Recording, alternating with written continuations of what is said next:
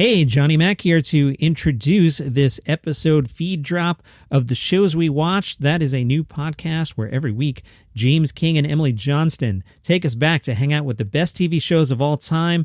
Along the way, you'll learn some nuggets that might surprise you. So this is like when you hang out with your friends and you talk about a TV show that you all liked and you just kind of go down the rabbit hole of good memories for half an hour and then you feel good about yourselves when you're done. It's that, but it's a podcast. It's called The Shows We Watched. Some of the shows they'll be covering: Sex and the City to Beavis and Butthead, Friends, Gossip Girl. New shows every Tuesday, and the episode you're about to hear is about Mad About You. So this is called The Shows We Watched, and I'll be back in the morning with daily comedy news. Rat race got you down? Stars, the hottest, biggest ever. It was September 1992. End of the Road by Boyz II Men was the number one song, leading to my own ill-advised attempts at wearing a cardigan. Over in Dallas, Texas, Denise and Paul Jonas welcomed their third son into the world, a little lad called Nick. And on the small screen, this sitcom made its debut. I could have died. It was a brush with death. I saw my life flash before my eyes. What was I wearing? We were on a break! Well, what's the show about? It's about nothing. And then it met. What you talking about, Lewis? Marsha! Oh my God, they killed Kenny! I am more from more. No. That's what she said.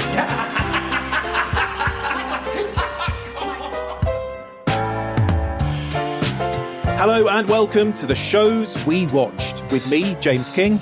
And me, Emily Johnston. We celebrate iconic television shows, the cast, the crew, the plots, and the memories. One American, one Brit, one TV show. 30 minutes of insight and fun. Have I hyped this up a little too much? I think that is highly likely. I opened with a Nick Jonas anecdote. I mean, what do you think? Yes, this week we talk about a show that started 30 years ago over on NBC on Tuesday nights. It went on to win 12 Emmys, including, this is incredible, 4 in a row for its leading actress, Helen Hunt. Emily, what is the show we watched this week? Well, James, it is Mad About You. Ah, yes. Classic sitcom. Started, like I said, 30 years ago, September the 23rd, 1992. That's when it began. Ran for 7 seasons. There was a recent revival as well. Starred Paul Reiser and Helen Hunt as young Manhattan couple, Paul and Jamie. Emily, where do you want to start with Mad About You? Oh, I mean, there's only one place I can start. Let me see if you can guess. Well, knowing you well, we are old friends. I suspect it's something to do with dating. Oh, and romance. Oh, yes, indeed. Right, you dated Paul Reiser. Is that what you're about to tell me? I wish. Right, He's such a hunk. I think I'm like 7 inches taller than him, though. No, so I have to admit that this show first came out when I was 12. Right. So obviously a 12-year-old probably isn't going to be interested in Mad About You. Yeah. But I watched it years later, and I have to say that if I had to make one statement about the show, it is that every engaged couple should have to watch the whole thing from start to finish before deciding to get married. Okay. Because you think it sort of lays the blueprint for how to do it. Well, the mistakes, but also what you should be doing. Absolutely. Right. It really is something. It is a beautiful show that it's crafted to show the highs and the lows, but that the highs always overarch over the lows. And it's just, you really see the guts of a marriage. You see, up until this point, I feel like on American television, there weren't a lot of truths being told about marriage. And I feel like, we're used to seeing this glossy sheen, especially, I mean, I'm not to throw way back to the 50s, but yes, we are coming into an age where people were being more realistic about romance and expectations. Yeah. But I feel like Mad About You truly took the life of a marriage and showed how it evolves and the hard parts. And they were hard. You really felt them with these two characters. And I just remember watching it and feeling like I was being exposed to this whole reality of what marriage actually is. And that's coming from someone who has parents that have been together since they were 17. And I only ever saw perfection with my parents. So I never thought marriage was hard. And you'll know after going through many a day talking to me about who I'm dating, that I always had this expectation of marriage. But Mad About You is just a realistic look in a charming way about what marriage can be and how hard it can be, but how rewarding it can be if you stick through it. And I really I have nothing but amazing things to say about this show. So that title then is kind of Mad About You, as in I'm crazy about you, I'm in love with you, but it also could be You Drive Me Mad. Oh, I never thought about that. Yeah, because they have both, don't they? And that ultimately is a truthful relationship where you do drive each other crazy, but you're also totally in love. And I do love that. I love that chemistry that they have, Paul Reiser and Helen Hunt, Paul and Jamie. In a way, they're two such different actors, and their styles in the TV show are so different. She's very chill. On last week's episode, we talked about Blake Lively, didn't we? And I mean, they're very different characters, but there's an element of that sort of tranquility about Jamie when she plays the way that Helen Hunt plays her. She's very relaxed in it. And I agree. I was surprised at how, in a way, it's a traditional sitcom. It has the laughter track. It's about the punchlines. It's about the gags. And that's kind of old fashioned, really. It's something that has been going on for years in sitcoms. But it did have a bit more earthiness to it and a bit more authenticity to it than I think, like you said, things I'd seen before. So it's a bit of a hybrid, actually, isn't it? It sort of feels enough like a mainstream traditional sitcom for it to get big audiences, which it did, and to be well loved, which it did. But it did also gently do stuff that we hadn't seen before. It had guts. I really feel like it wasn't necessarily focused on drama. It wasn't focused on comedy. It was focused on, I mean, I might be going too deep here, but it felt like it was delivering a lesson or like a cautionary tale. Or because sometimes they were just two-handers as well, the episodes, weren't they? Or in quite a confined space. There's an episode where they're all Jamie and Paul and their friends, they're all stuck on a train. They're going to Thanksgiving. And then the second half of the show is them all coming back from Thanksgiving. And that's quite theatrical, really, when you're just in one setting. And that also means you're very dialogue heavy. You know, you don't really have a lot of room to do action or anything like that. It's very much about people talking. And you really do learn a lot about them. And within the jokes, you do actually get some lessons in there too. And I think Paul Reiser, who is also the co-creator of the show, as well as being, certainly at the time, he was the biggest star in the show. He's someone I think we should celebrate more. I grew up watching My Two Dads, which he starred, him and Greg Evigan. And Greg Evigan was the pin-up, the cool one. Paul Reiser was the wisecracking one. Paul Reiser is a stand-up comedian. And you certainly saw that personality in My Two Dads. You see it again in Mad About You. I would argue, actually, just ruffle a few feathers, he's occasionally a little bit too wisecracking in Mad About You. I do think sometimes it makes it feel unrealistic, doesn't it? Yeah, exactly. Helen Hunt has the more realistic style of acting, I think. Occasionally, I think Paul Reiser verges into stand-up comedy a bit too much. He's so much about getting the punchline. I would actually say that would be I agree. And that would be my one criticism of the show. To me, he's like the archetypal, he's such a New Yorker, you know, he's New York through and through. He's like the archetypal New York stand-up comedian, just always looking for bang, bang, bang, punchline. Yeah. And that's what makes him brilliant. But also in the context of Mad About You, occasionally makes him a little bit too much. And then recently I've seen him in The Kaminsky Method. He's virtually unrecognizable in that, against Michael Douglas, dates Kaminsky's daughter, Mindy. But he's brilliant in it. I think he's in Stranger Things as well. And he's just one of those actors who has been around forever. In the 80s, he was turned up in movies like Aliens and Beverly Hills Cop and things like that. I just remember being a kid going, oh my God, it's the dude from My Two Dads, you know. And I'm fascinated by people like that who have just been slogging away, working hard, delivering the goods year after year after year. And then he's incredibly successful. They were getting paid a fortune by the end of Mad About You. I think it was $1 million an episode. Exactly. Yeah. So it's not like he's kind of an unknown, not at all. But I don't think we quite give him the credit that is due for someone who has been around for so long and has done so many different things and actually has broken new ground on several occasions. Yep. And to me, he's that kind of presence where you go, there's Paul Reiser. I'm going to enjoy this. Yeah, I would absolutely agree with that. Now it's mainly supporting roles, admittedly, but when you see him in there, you think, well, I am guaranteed some professionalism. Yeah. This is someone who knows how to do it. He knows how to get the joke if it's a comedy. He knows how to do stand-up. He's written books. I think he wrote the theme tune for Mad About You as well. He's obviously... With Lyle Lovett. Yeah. I still love that. He's obviously, a musician as well. So he's just one of those utter professionals that are really the backbone of the showbiz world. Yeah. And perhaps we take him a little bit for granted, but despite the occasional annoying moments as Paul in Mad About You, ultimately, Paul Reiser is one of those guys. Dick Van Dyke is another one. Been going forever. Yeah. Done everything, all kinds of styles, theatre, comedy, musicals, everything. He's done it. And he's a legend. And I think Paul Reiser should be seen as, in that kind of... Would he be flattered that you've just compared him to Dick Van Dyke? Well, are you thinking Dick Van Dyke and Mary Poppins? Because that might be the exception to the rule. Okay, no, I'm talking about the lifespan. Would that? And I genuinely mean that. Would he be flattered by that comparison? I think if Paul Reiser hits, late 90s like Dick Van Dyke is, and is looked upon in the same way as Dick Van Dyke, then that's absolutely something that you should be proud of. Well, I will say he's aged very well. Paul Reiser has? Yes. Well, in the Kaminsky Method, I didn't recognize him because he's deliberately looking kind of odd, like a sort of washed up old hippie.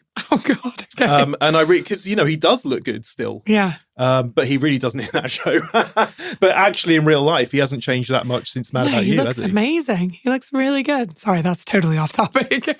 Listen, I know we're going to be talking about something you particularly love in a second. Mm-hmm. This is because when the shows we watch returns, more Mad About You, but we find out whatever happened to Murray the dog. We're talking canines, Emily. It's your specialist subject. Oh, God, okay. It's all coming up.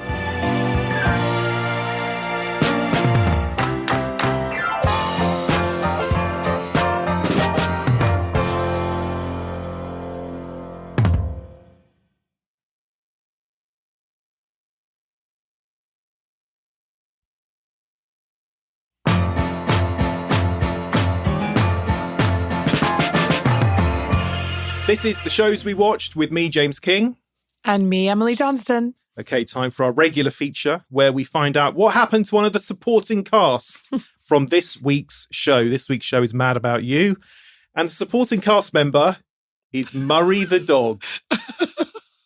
He's dead. He's dead. Don't, James. Listen. Alert. What can I say? Now, I feel all right saying this because... It was a long time ago, that show. Exactly. Paul Reiser has said, real name Maui, by the way, Collie Mix. Murray's real name's Maui.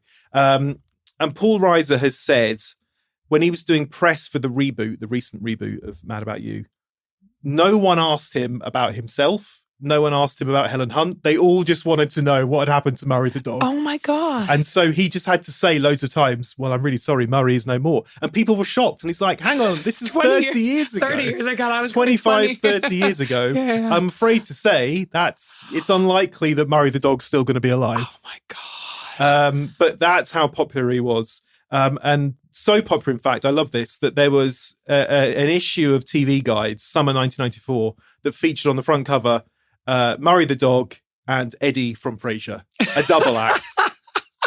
I love it. I really want to know if they got along. Yeah, they mates outside of the TV, outside of the photo shoot. So they all go after work and grab a doggy bowl of beer together. Which got me thinking about best TV dogs. God. Do we have any opinions? I mean, Murray's got to be up there. Eddie's got to be up there. You have a kind of weird thing where, like Brian from Family Guy, obviously it's not a real dog. It's an animated dog, and he can speak, so it's very much not a real dog, but he's still a dog. Scooby-Doo, does he fit into the same world, or is he a cartoon dog, not like a real dog? Yeah. Lassie, obviously. Oh, Lassie. But there were many Lassies. There were many Lassies, and Lassie isn't really a pet. Benji? Benji is another good one. Again, many Benjis. I don't remember this so well because this wasn't a big show in the UK, but in the States, Full House. Oh my God. There was Comet, I believe the dog was called Comet. What kind of dog? Was he a sheepdog or something? Comet was a golden retriever. No. I failed my own people. I know, exactly. As a golden retriever owner, I should know that. Oh, I feel so bad. So there have been plenty, but I would say that Murray / Maui from Mad About You should be up there because there are some great moments involving. He's incredible. And there's a lovely thing as the show goes on where Paul and Jamie have their own child, and it's sort of the dog. You know, how does the dog deal with that? Because the dog has been their child for so long. Yeah. And then a new person comes into the fold. So. Well, again, another moment that really marriages can examine because that is such a big thing, right? That you've had your first child, which is a dog. Yeah. And then you have the real child. And how does that work? So there you go. Another lesson learning opportunity. R.I.P. Maui. Oh. Poor Maui. Do you have a favourite episode of Mad About You, Emily? One that you think kind of sums it up perfectly, says it all? I do. And I'm always very curious as to what people's favourite episodes are because they're very short as well. Yeah. So they're quite easy to digest. But when we decided we were going to do this show, my mind instantly went back to one episode in particular, and it was the Met Someone episode. Yeah. The Met Someone episode. And in that episode, it is where they meet. So it's a flashback. It is, which I love in the show because you don't know their full love story. You learn it as you go along. So almost every week you kind of hope for another nugget of their story and how they got together.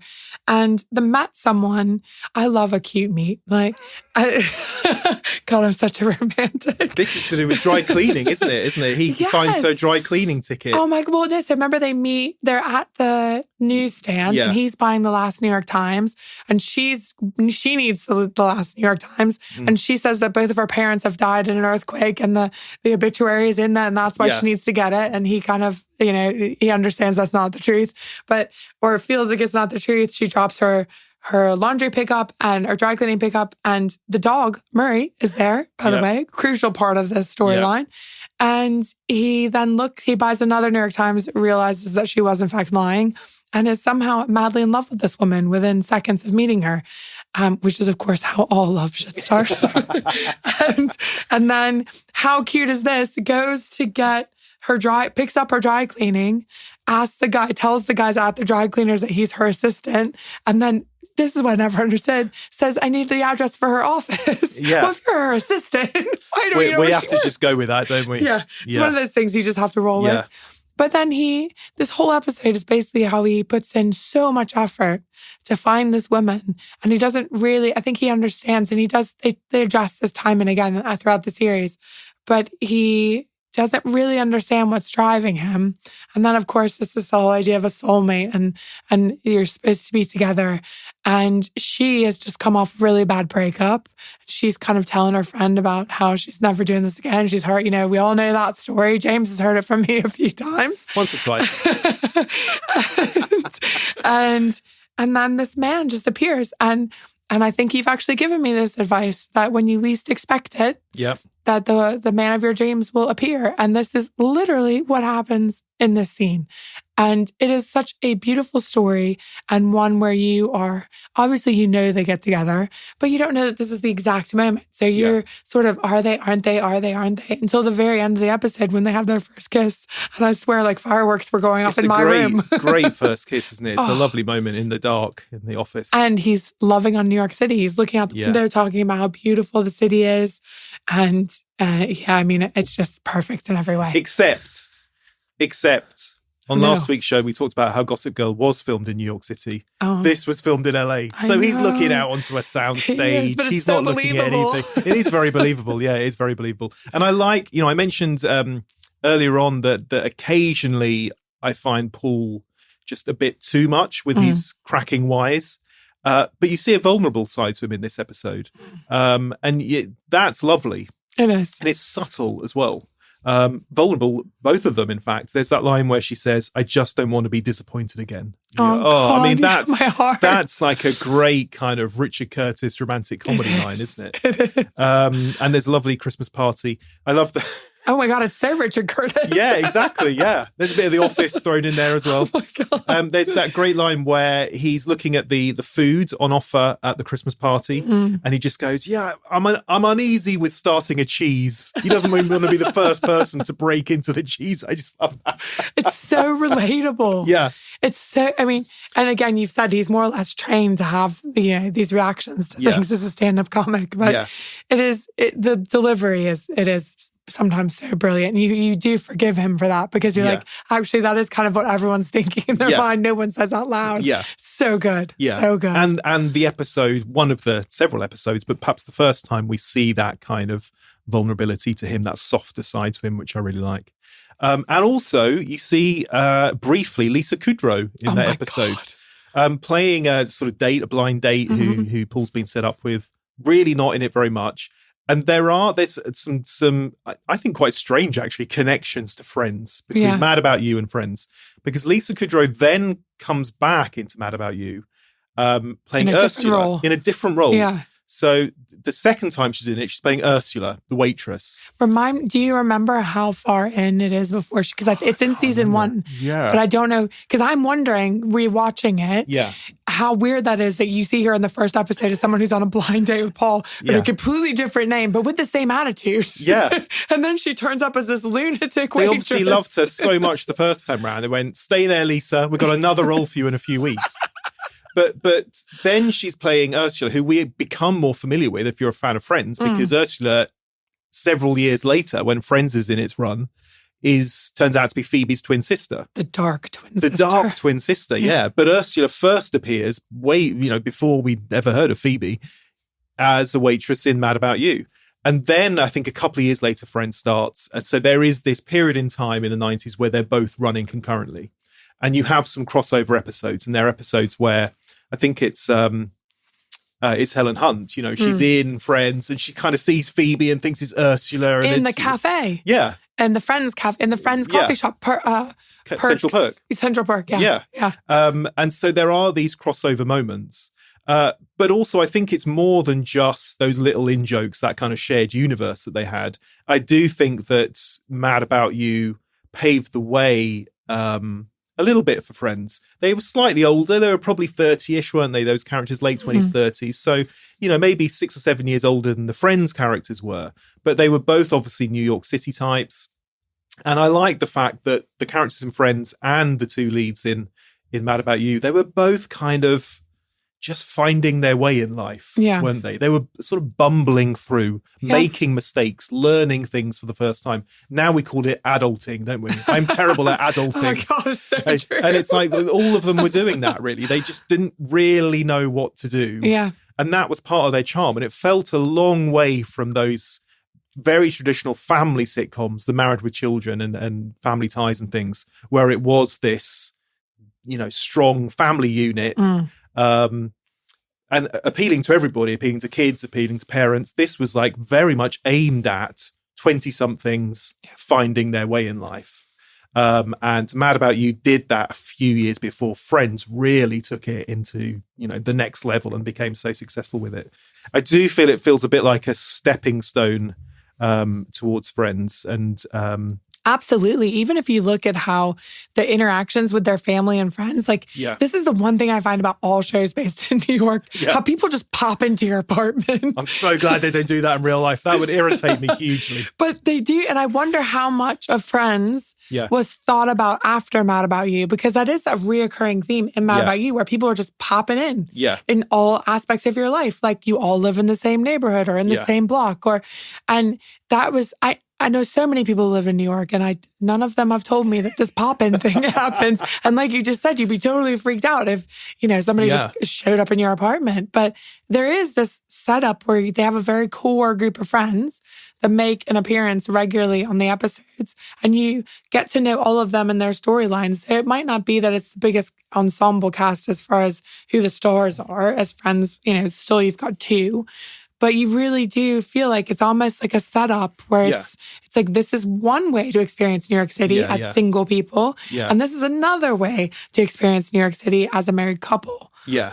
And that whole thing about authenticity you mentioned earlier and the sort of the the highs and lows of relationships, it feels like it was just, we would be going further and further into that as the decade went on. And Friends, of course, did that as well, so well.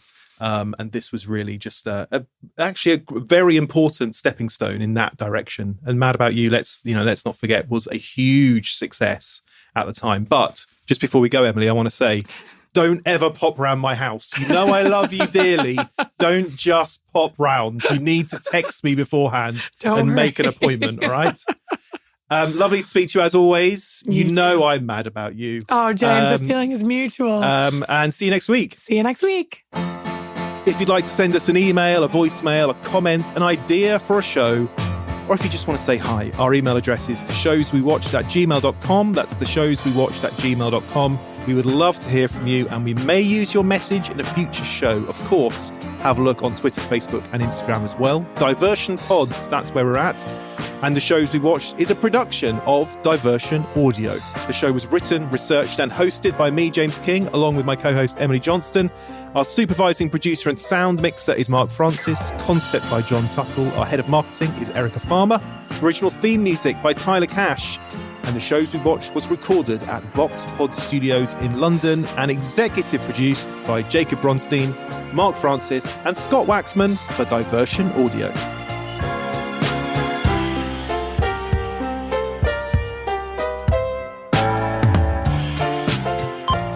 So yeah, how's the voice holding up? Yeah, it's all right. Is it getting worse? No, I don't think so. Sorry about the cough. Just as long as you can understand the words that are coming out of my mouth.